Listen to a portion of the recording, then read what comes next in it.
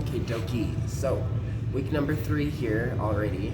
Week number 3, I was kind of wanting to like flip-flop between the focuses because obviously on the first video we were focusing, like I said, on that shoulder isometric strength in the shoulders, holding yourself upside down. Week number 2 obviously was a little bit more about finding your balance in that inverted position, and then this week, number 3, I was wanting to go back to some isometric strength in the shoulders because round number 1, we went through that pike handstand where you're not bearing the full weight of your body. I told you guys to try to practice that, work your way up from 15 seconds up to like a minute, 2 minutes. And then once you've gotten at that point, we can start working our way towards an actual handstand. It will be wall supported again because final week, I'm actually going to want to look at balance again. So it's going to be like strength balance, strength balance. That being said, this week I was wanting to go over the tip, how to tilt your pelvis forward. I touched briefly on this last video where I said that scapular elevation is going to help in like the alignment of your spine. And to further help with the alignment of the spine, we're going to want to tilt the pelvis forward as well. So we're going to go over that, and then the progression that I wanted to do was the wall handstand. So something pretty simple here. I think something that everyone thinks about when they think about handstand training, just handstand on a wall. And that's where we're going to be getting going. So follow me along. All right, so tilting the pelvis forward. This is a like movement that kind of cracks people's brain in half sometimes. Little fun fact, it'll actually help you with a lot of like traditional body weight like movements, like a push-up or a hollow hold. You're gonna want kind of this similar position because this is gonna like set, like I said, that spine in proper alignment. So it's a term that you might hear actually pretty often in like specifically body weight resistance training. And the thing that I always tell my clients that is a little light bulb moment for people is taking that belt buckle. So this is the movement that we're wanting to do, is move from here into here. So if we were to imagine having a belt on, taking that belt buckle and tilting it up towards the chin.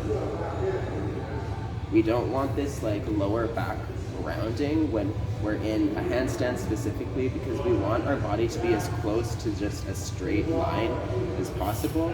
So we want to take that low arch out and tilt that pelvis forward or upwards.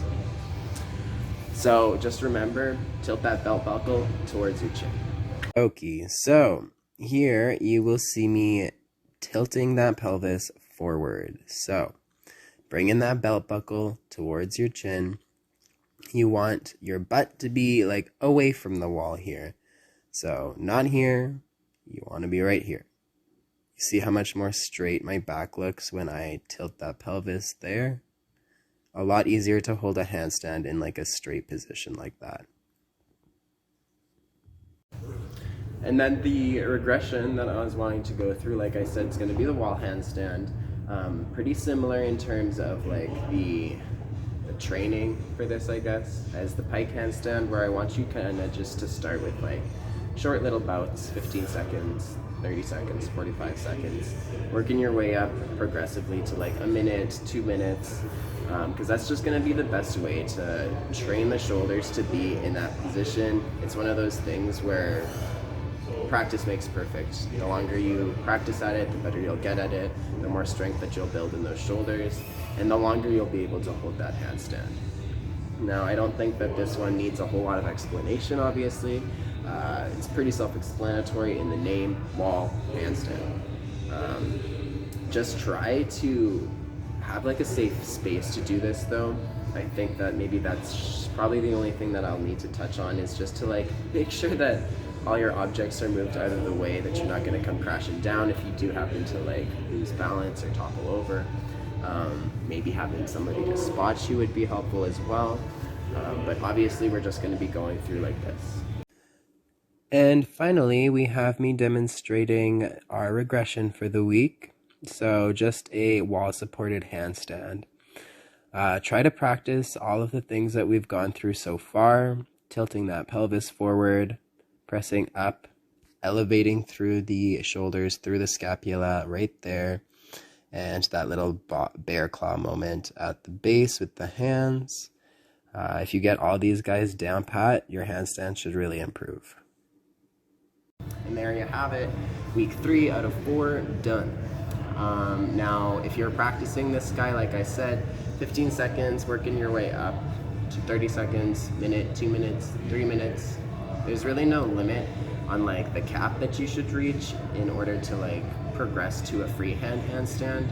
Basically, like I said, practice makes perfect. The longer that you can hold this on the wall, the more strength that you'll build in the shoulders.